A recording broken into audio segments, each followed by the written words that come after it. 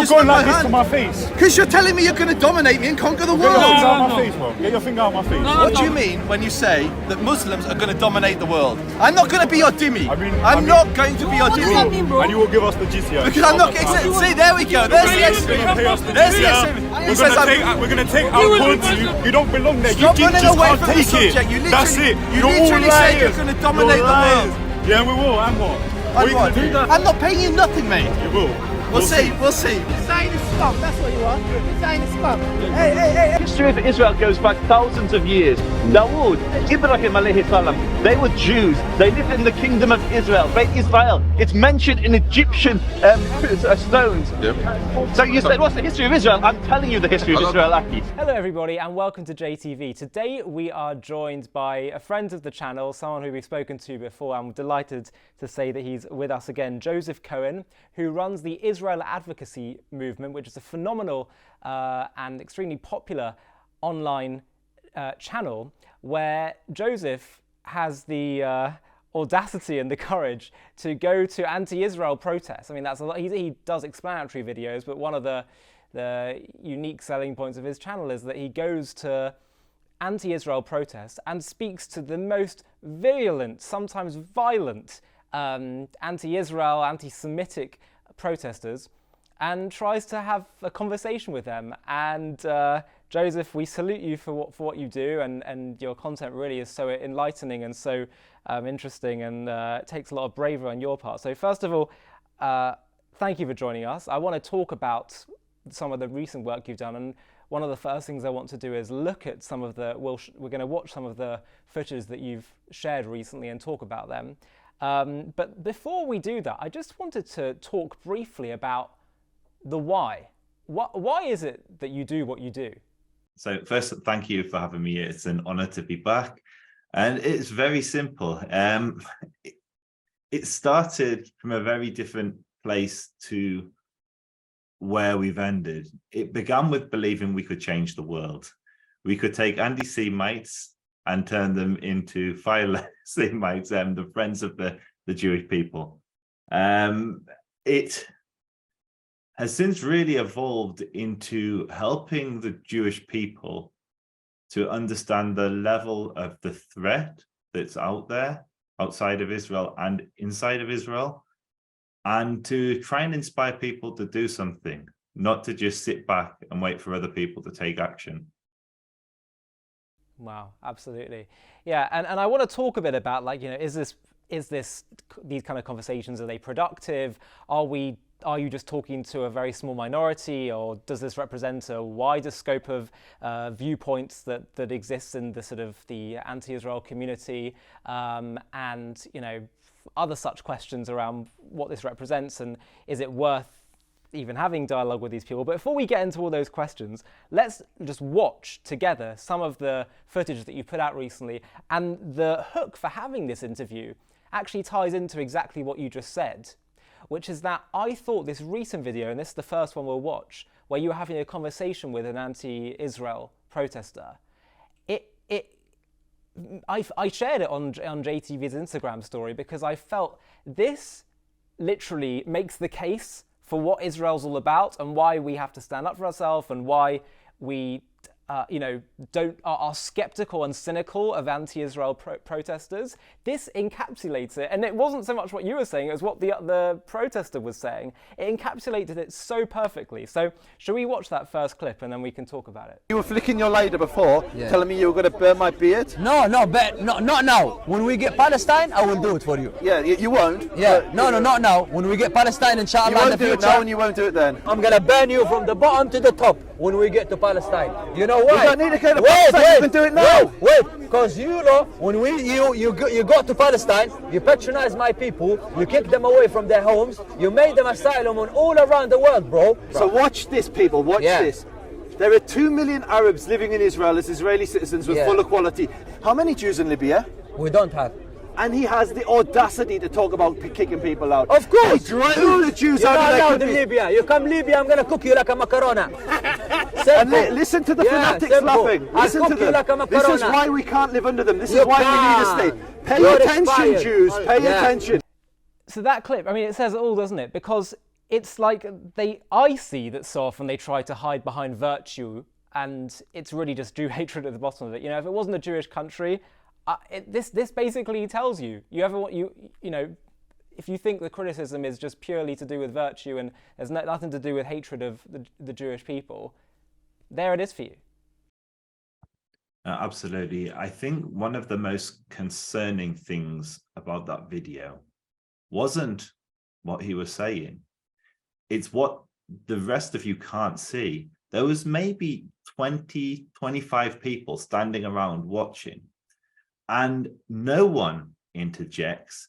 And the opposite is true. When he comes out with the threats of violence, etc., they laugh fanatically. And within the context of that video, it's coming from a particular demographic. It's largely North African Muslims in that crowd at the time. But depending where the threat is coming from and the anti-Semitism is coming from, will tend to determine how different people will respond, how open they are with what they're saying, how violent it gets. But it really does lay out the case for a Jewish state, because there were hundreds of thousands of Jews, certainly tens of thousands, I can't remember the exact number, of Jews in Libya, and there's zero now. They were massacred on the streets, they were chased out, they had their property confiscated, they were banned from citizenship, and they went to Israel overwhelmingly. It is the case for the Jewish state. There used to be over 850,000 Jews in the Arab world. Today, there's more Jews in the synagogue round the corner from me in London than there are in the entire Arab world. There's less than 3,000 Jews in the entire Arab world today, and the overwhelming majority of those Jews have been given a place of refuge in Israel so they can escape the tyranny of living under people like the gentleman you just saw. Yeah. And what do you think about this point I was saying about how this, it exposes the underlying vitriol that some of these protesters have about Israel, that there's actually really a sinister motive of dislike of Jews and Jewish self-determination, all the rest of it. What do you say to those who might say that's unfair to cast an entire movement, an entire cause, an anti-Israel movement as being tied to this guy? I think in a way it is unfair to tar everyone with the same brush. But what I would, as I mentioned, it depends which community it's coming from. So if you're looking at Islamists and people who are opposed to the state of Israel on religious grounds, their opposition isn't to the fact that it's, say, a people that they had no objection to Ottomans controlling, no objection. And they'll tell you time and time again, they'll tell me time and time again, their opposition is to the fact it's a Jewish state. If it were part of a larger Muslim caliphate, there would be no hostility. They oppose Jews having self-determination in their ancestral land. And it comes down to the fact it is Jewish.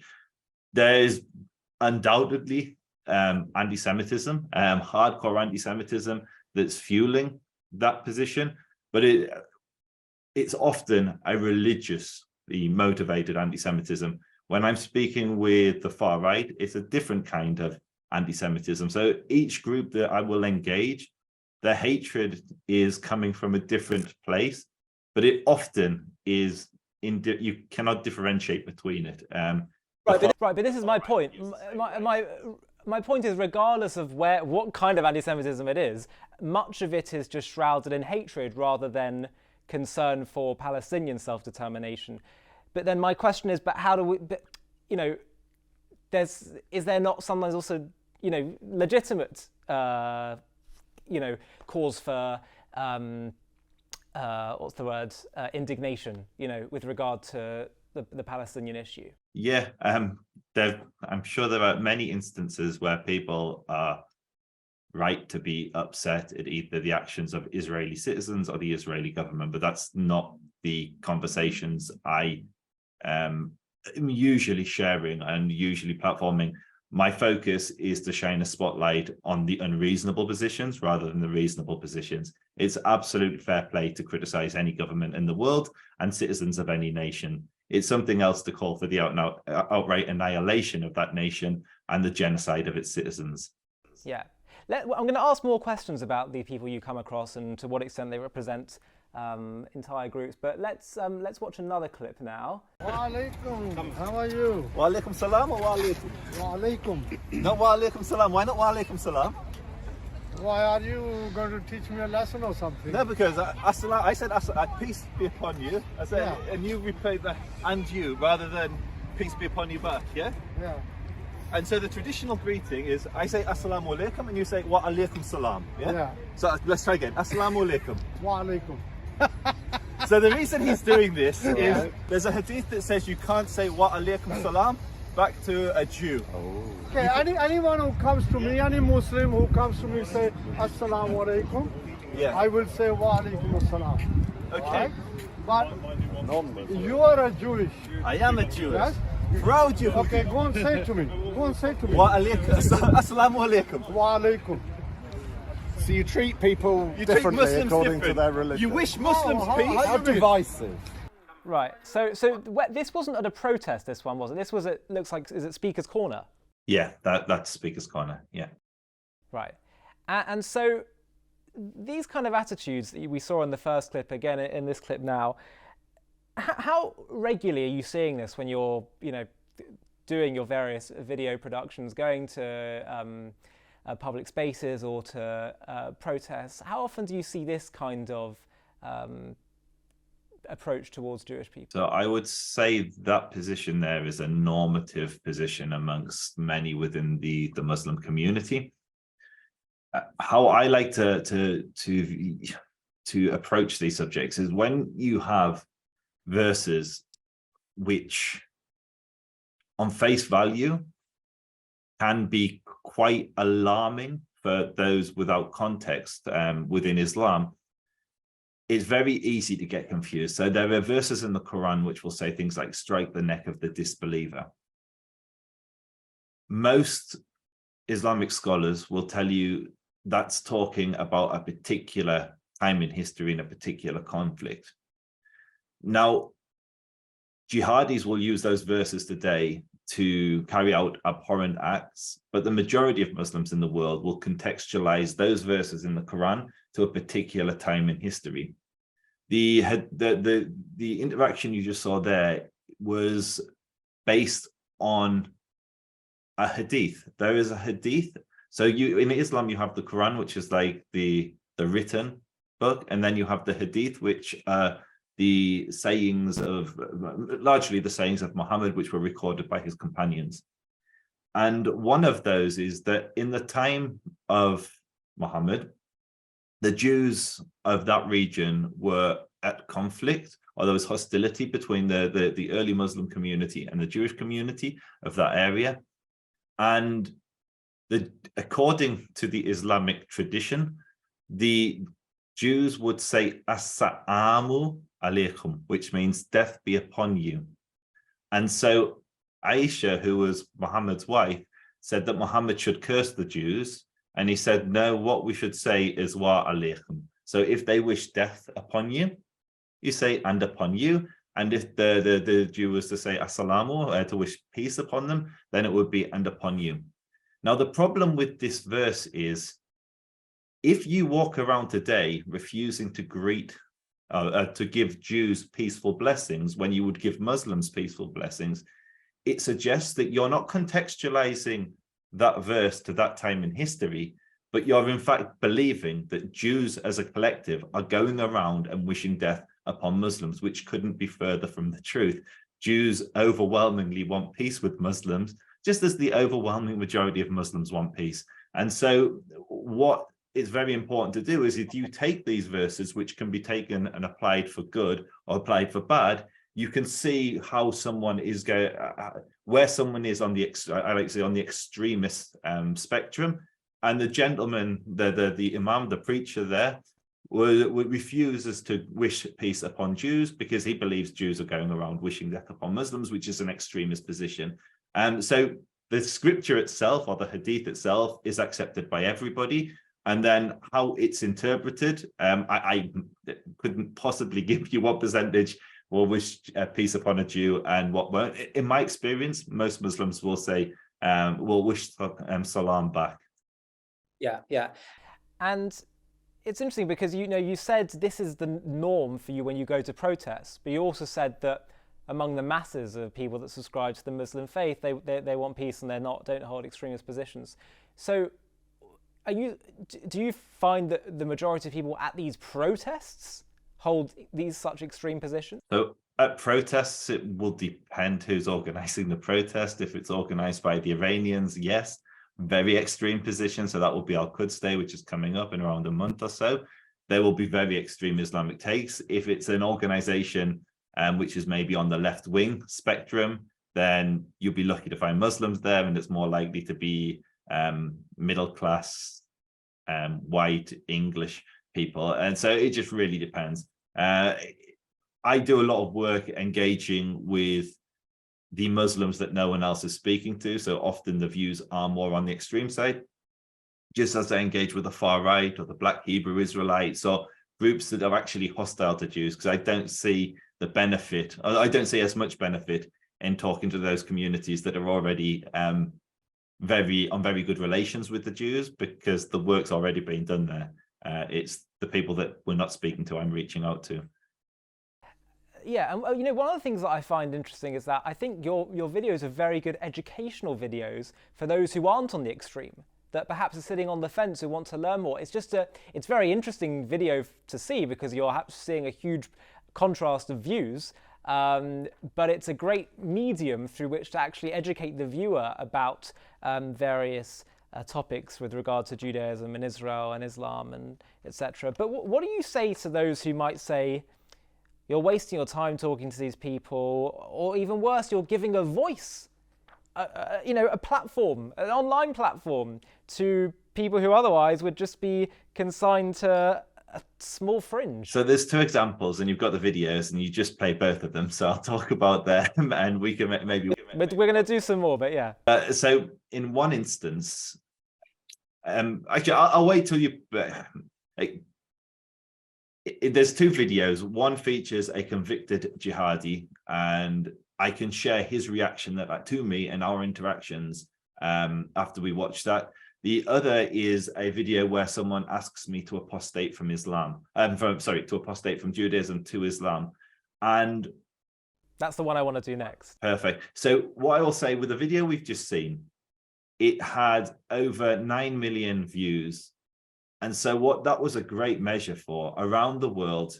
How does the overwhelming majority, and this is largely Muslims who watch my content, how do the overwhelming majority of Muslims respond to a Jew being refused salam? Most of them were very, very, the comments are very supportive of the man, praising the Imam for refusing to wish salam to the Jew. Wow. Often bringing in Israel-Palestine as a reason why not to, but often going to the Hadith itself. I'd say a large percentage of Muslims were completely oblivious to it as well. However, another video where I'm asked to apostate from Islam, the comments are overwhelmingly apostate from Judaism. The comments are overwhelmingly supportive. And I'll explain why that is once we watch the video. That's very surprising. That really interests me, that there's that contrast there.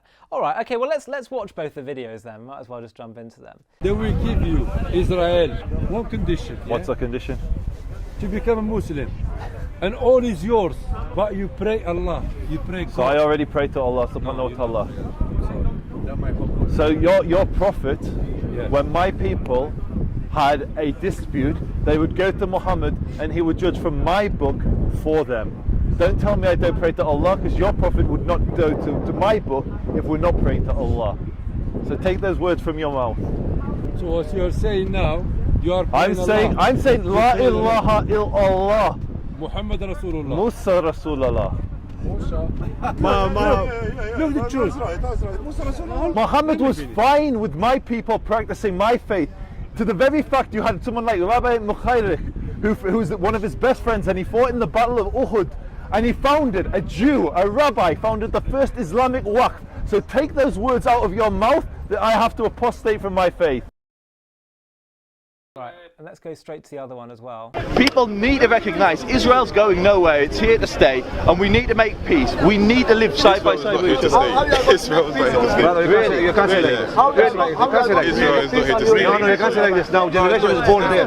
And here's another fanatic extremist with a kafir wrapped around his head, stating that Israel's not here to stay. No, you can't say like this. Mate, you're an extremist. I'm here for peace. There is a Jew there before me and you. What's the history of Israel? Just wait, my brother. The history of Israel predates Islam. The history of Israel goes back thousands of years. Dawood, Ibrahim alayhi salam, they were Jews. They lived in the kingdom of Israel. Beit Israel. It's mentioned in Egyptian stones. Yep. So you said, what's the history of Israel? I'm telling you the history of Israel, Aki. I'm telling you the history of Israel. Right. So, why don't you talk about those then? Okay, so the first video is a video where an Algerian approaches me and tells me that if I want peace in Israel, there's an easy way. I need to worship Allah. And so I went to the Islamic tradition to show how Jews, first and foremost, were already monotheists. We pray to the God of Abraham, Isaac, and Jacob.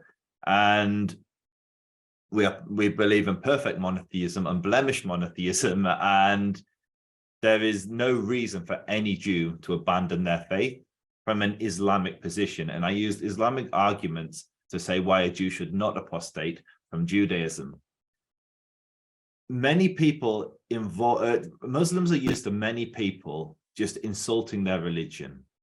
And I think what surprised many Muslims who watched that video was that while I didn't want to convert to Islam, I was being incredibly respectful of their faith and sharing insights into Islam that they themselves maybe were not aware of. And I think the video was viewed maybe 150, 200,000 times. There were thousands of comments. You can go and read the comments yourself. Almost every comment is from a Muslim saying the Jewish brother is right. We cannot force other people to convert to our religion. He has every right to pray in the way that his ancestors have prayed. And I think a large part of what I do is showing those that are either involved in advocacy of Israel, retaining and keeping the faith of our ancestors, practicing Judaism. I think a big part of what gains respect from my audience and from the people I engage with is that I'm not ashamed to be Jewish, and I'm not ashamed to support Israel, particularly when it comes to Israel. It's so frustrating for me to hear so many people who claim to support Israel, but then have to caveat their support with a but. And so I support Israel, but I'm against the settlements. I support Israel, but I hate the current government. And then that links nicely into the second video. So the second video is of a very famous Islamist called Abdul Hakim, or Ricardo McFarlane. He was jailed. His first time he was jailed was for organizing the Sharia patrols in East London. So if people walked past the East London Mosque, him and some thugs would approach them if they thought they were dressed immodestly or they were drinking alcohol, and they would chase them out of the neighborhood. He was jailed for that, along with a guy called Justin Horner. He was also connected to, in a big way, to Anjem Choudhury, who's responsible for recruiting and radicalizing many of the terrorists that evolved in the UK. He was jailed for for supporting ISIS, but in some relation to ISIS. And this chap is a Talmud. He's a student of Anjem Choudhury. Not only that, he was connected with Cohen. There was a documentary called The Jihadis Next Door, and this guy features in it. So the Cohen was a person who carried out the London Bridge terror attack.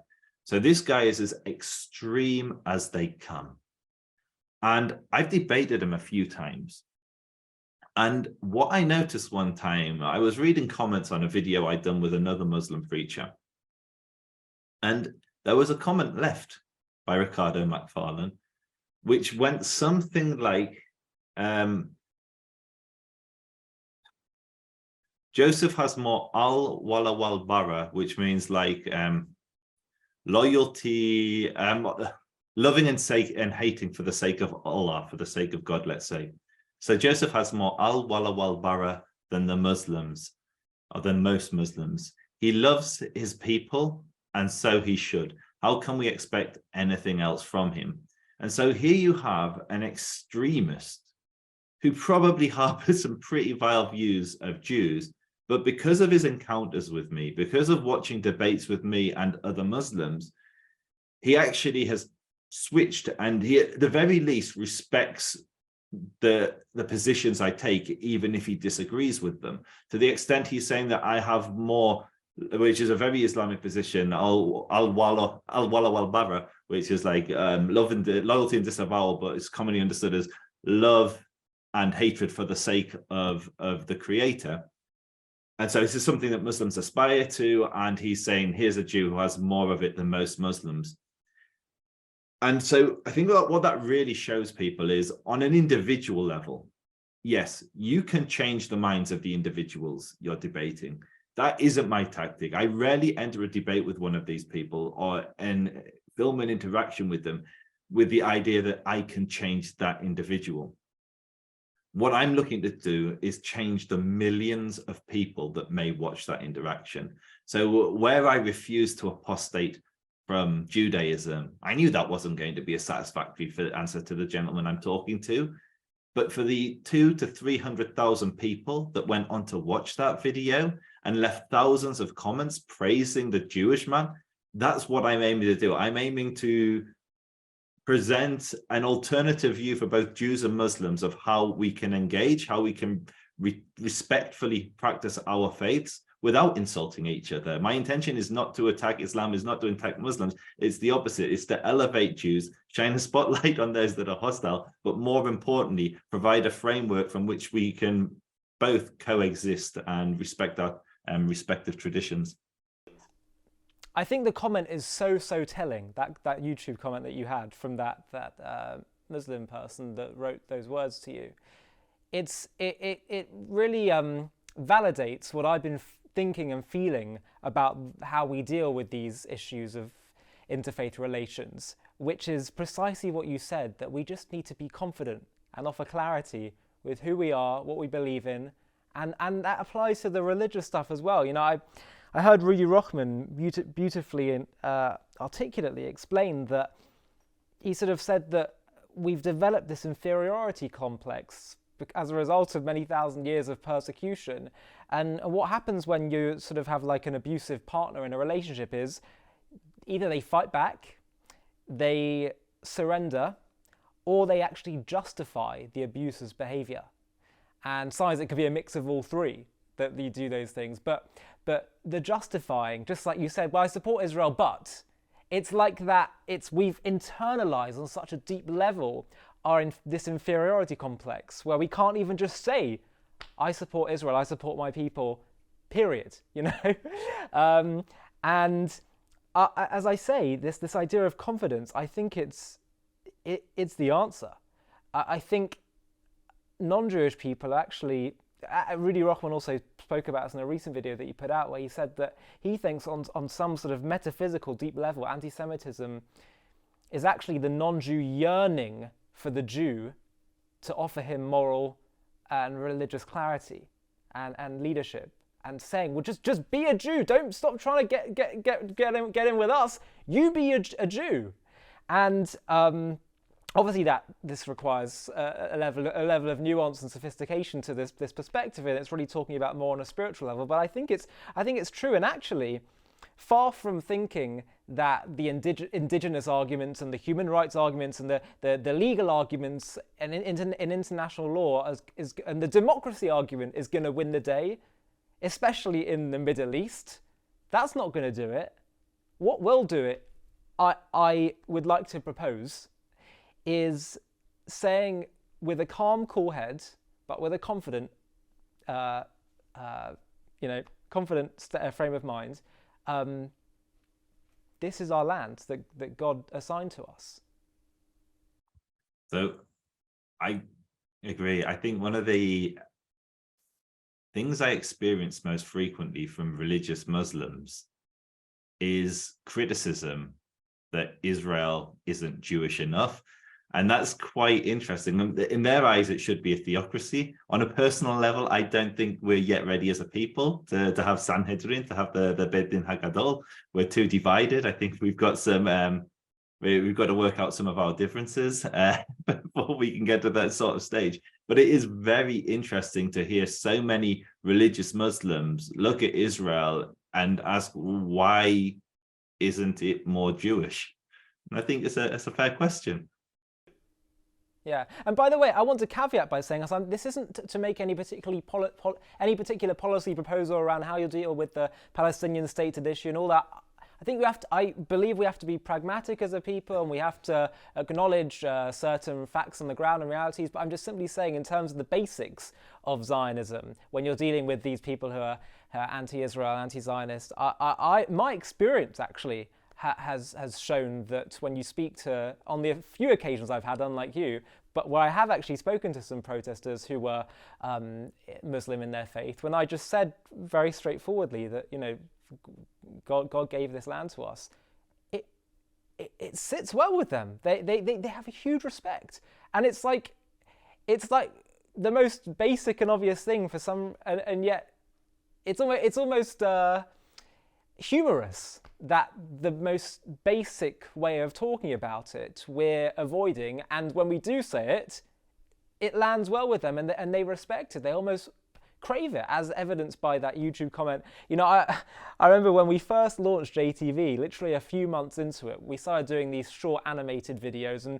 one of them was a video that I did about taking an idea from the story of Joseph, the biblical narrative of Joseph, about how he rose above temptation with Potiphar's wife, and how in that merit the sea split, and that was God, you know, in the merit of Joseph rising above his nature, so too God let nature go above its nature. And it was shared by a massive Facebook page called Free Palestine. I said, great video, watch this. Sharing JTV, the Jewish channel. You know, and this is the sort of the other aspect that I find really interesting about your videos, because we're often told that, you know, it's the sweet spot, it's the middle, it's the people sitting on the fence that we can win over. These people on the extremes, okay, you might be able to talk to them, but you're not going to win them over. I actually think, in some ways, you may even have more of a chance of getting them on board.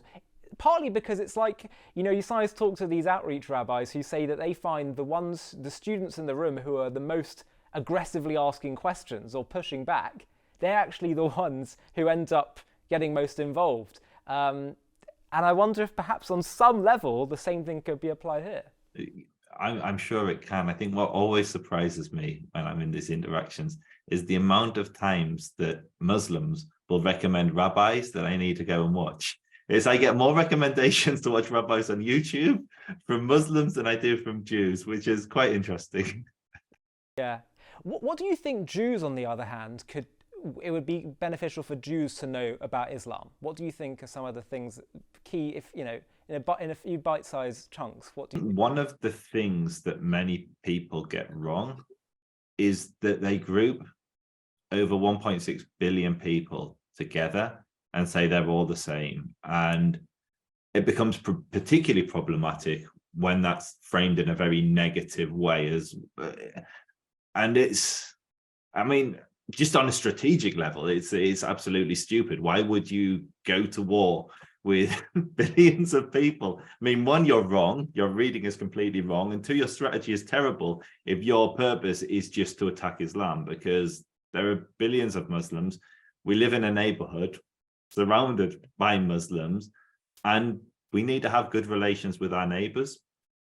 And so I think it's important to understand, particularly if you're living in that region, or you have plans to live in that region, or you have family in that region, or you feel Israel is important to you, to have just a rudimentary, a basic understanding of Islam, what they believe, what they don't believe. What I found is just having the most basic of understanding and being able to talk about the commonalities between our faiths just goes so way. Every time I get in a taxi and there's a Muslim taxi driver, we will talk about Judaism and Islam. And every single time, like without fail, it's an incredibly fruitful and positive conversation, in which we both learn and we both benefit from. And I think most people don't realize how similar the religion is. Like when I speak to Muslims, I will often ask, what's your favorite ayah? What's your favorite pasuk in the Quran? And they often will recite almost verbatim Pirkei Avot. It's because like Judaism is so Islam is so infused with Judaism that you can't pick up the Quran, you can't go to the Hadith, you can't look at Islamic rituals without encountering Judaism. Even the very greeting we were just there where we watched Assalamu alaikum, Salam alaikum, Shalom alaikum, alaikum shalom. It's so similar. Like if you look at the foundations of Islam, the most important giving sadaqah. Any Jew knows what giving sadaqah is. It's going on Hajj. We would have Hajj where we'd go to Jerusalem. We'd go to Jerusalem. On Sukkot, we would circle the Beit HaMikdash, counterclockwise. When Muslims go on Hajj, when they go on Hajj, they go to the Kaaba and they circle it counterclockwise. The religions are so similar, and if you use that as a foundation to make peace, it can be very, very productive. And I think that's why many of my conversations are productive. But I would much rather a conversation like that than the more violent or aggressive conversations that I am often subject to. But yeah, what I would encourage Jews to do if they are in this space or they're interested in peace is just to get a basic understanding of Islam, because it will go a long way to creating positive relations with our neighbors. Well, absolutely. And yeah, I mean, look, we're cousins, aren't we? Ishmael and Israel, very similar sounding names. In fact, the only two nations I can think of which has the name Kel, God's name in them. And that really kind of touches on what you were saying.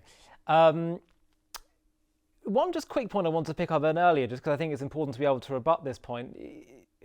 One of the protesters that you were speaking to would no doubt, if he had a bit more time with you, would say, well, we had great relations for 1,000 years, and you talk about Jews were kicked out of Libya and various other Arab countries. Well, that was only retaliation for what you did to our Arab brothers in Israel when you established Israel. So how would you respond to that? Well, the easiest way to respond to it when I speak with Muslims is to say, is that the same for Muslims? Have all of the different caliphates, the Khulafa, have they been good to the Muslims that live within there? And the Muslim that you're engaging with will usually respond, no. There have been terrible caliphates and there have been good caliphates. And it was exactly the same for the Jewish people. There were leaders and empires under which we thrived. We were always a second-class citizen. We were always Allah Kitab. We had the status of a second-class citizen, effectively. Now, most Muslims today will understand that to mean that the Jews were a protected citizen, but it was a protection that could be very easily exploited, unfair taxation, etc. There was the Pact of Umar, which was a set of very strict laws, which were applied by many of the caliphates, like the Abbasids. The Abbasids were actually one of the first communities to really oppose Jews. We had to wear distinctive clothing. We had to, if our synagogues fell down or fell into disrepair, we couldn't rebuild them. We couldn't build new synagogues. We could keep ours until they started to collapse. So the short answer is, at times, individual Jews, communities of Jews, did very good under some Islamic rulers, but at other times it was horrendous. So take somewhere like Morocco. People will often go to Morocco as the golden age or as an ideal place of Jewish and Muslim coexistence. At times that was true, but at times it wasn't. The Almohadun came from Morocco and massacred hundreds of thousands, certainly tens of thousands of Jews. They then went into Al-Andalus, conquered Al-Andalus. It's from the Al-Muhadun that the Rambam fled to Fustat. So yeah. I also think, by the way, it's not an argument to say, well, we were only kicked out the Jews in retaliation for Zionism. Well, that proves your anti-Semitism, because what do the Jews who are living there have to do with what's happening with regard to Israel's establishment? Yeah, precisely. I couldn't agree more. Yeah. Okay, last question on a slightly different topic.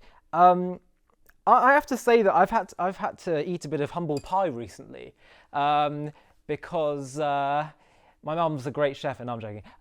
Because I have been sort of following politics, more so US politics recently, American politics, and we actually spoke about this briefly when I bumped into you in a restaurant a few months ago. I was always more concerned with the political left's anti-Semitism. I don't really box myself into any political category, contrary to popular belief, but I was more concerned with the left, and we spoke about this in previous interviews, because they were able to hide themselves behind virtue in their anti-Semitism.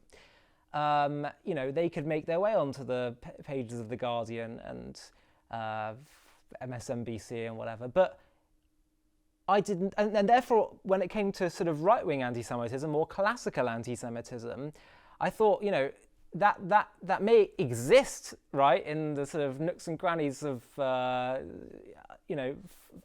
fringes of society, but I didn't think that it would ever be able to make its way into the mainstream again, or I just couldn't really see a path for that to happen, to feature on the Fox Newses of this world, and etc., the right-wing podcasts.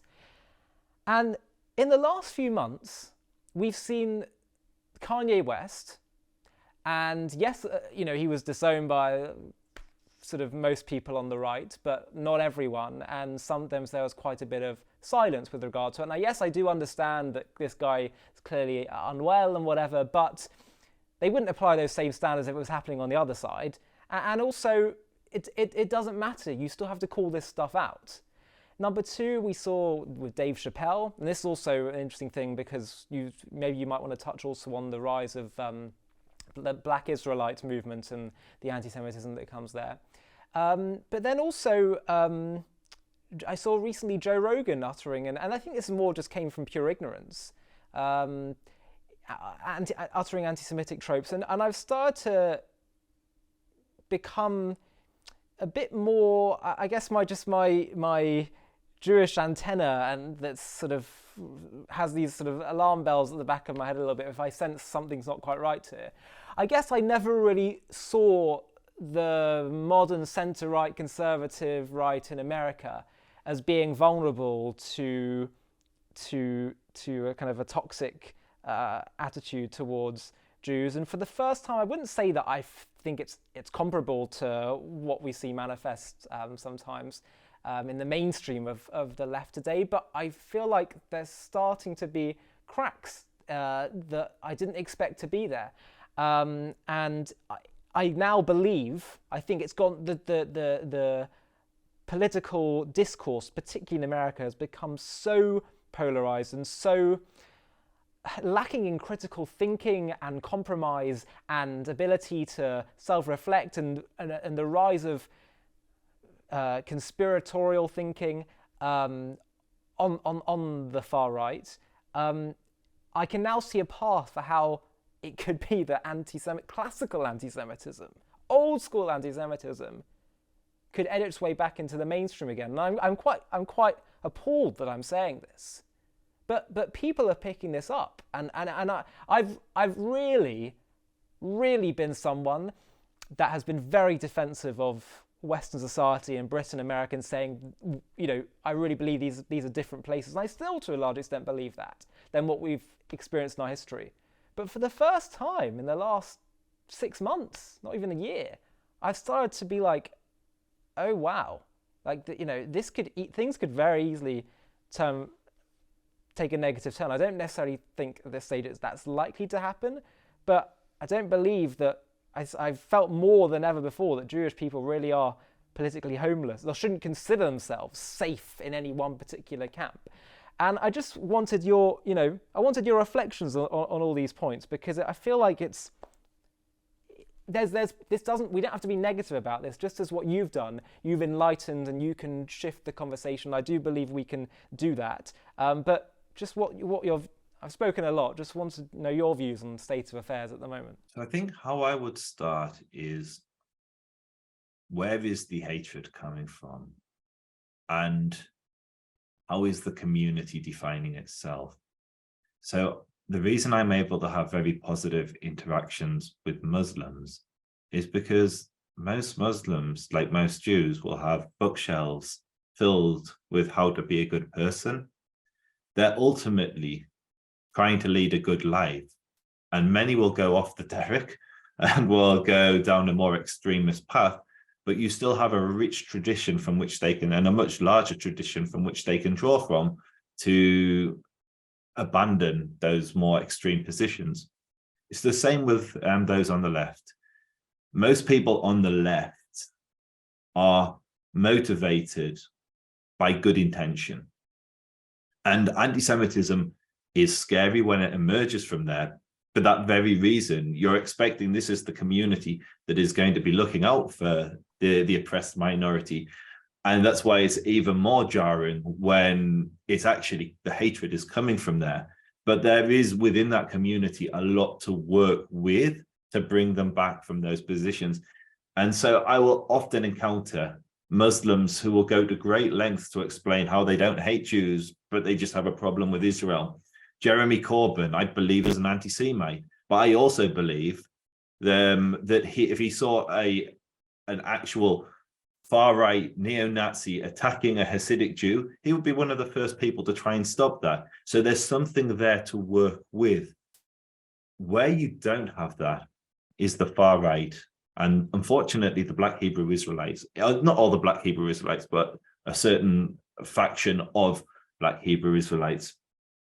Neo-Nazis today largely define themselves in opposition to Jews. Their ideology is one of Jew hatred. Black Hebrew Israelites mistakenly believe that we are imposters, and we've got some Black Hebrew Israelites. There are groups like the Commandment Keepers and the Israeli community of Black Hebrew Israelites from Dimona who don't harbor any ill feelings to the Jewish people. They just believe they're also Jewish people. And that's fine. I've no issue with anyone who doesn't wish harm on me. However, those that believe that we've stole their identity, that can often then transform into very violent anti-Semitism, and it's almost impossible to reason with. And so I think from those two communities, it's increasingly difficult to bring them back. And so it is very concerning because anti-Semitism is on the rise in all of these communities. And some of them are much harder to deal with. I'll give you a very real example. Many within the British Jewish community, I don't know if I can say this guy's name, so I'm going to call him Tommy. Saw Tommy as a friend of the Jewish people. And he was just focused on Muslims. And so they either looked away or some within the Jewish community even supported him. When the Kanye story broke, Tommy jumped on that bandwagon and he put out a video praising Kanye for speaking out or speaking against Jewish power. Oh, wow. And so what you used to see on the right was you went to a march in Europe where it was supposed to be anti-Islamist. You would see Israeli flags, you'd see rainbow flags, you'd see, and it was very commonplace to see people on the far right in the UK waving an Israeli flag. There was another faction of the far right who were traditional Jew haters. What we're observing is the shrinking of that far right community that was either using Jews to say, look, we're not racist, we like Israel. They're now turning in large numbers on the Jewish community. And I think just showed how shallow those foundations were. And everybody that was saying, do not trust these people, once they're done with the Muslims, they're going to turn on you. They're being, at least in my opinion, they're being proven right, because this is happening. And the racism that we're seeing online is increasingly, when we're recording and looking at our data, is increasingly shifting to the Jews above all other communities. Yeah, and we see it in our YouTube comments as well. But how do we, at the same time, we can't just say, we can't trust anyone, no one's our friend. How do we engage with politics? How do we engage with the wider world? What's the way forward that we can, be both shrewd and alert, but also engage with the world in a positive and a constructive and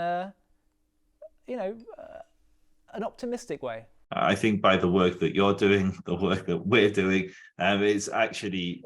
It's just do nothing, keep doing what we're doing. But it's very much providing a counter narrative.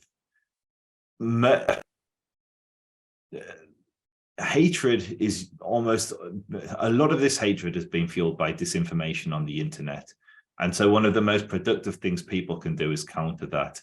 I personally don't think censorship is the way forward, because ultimately that hurts us every single week. I am fighting censors.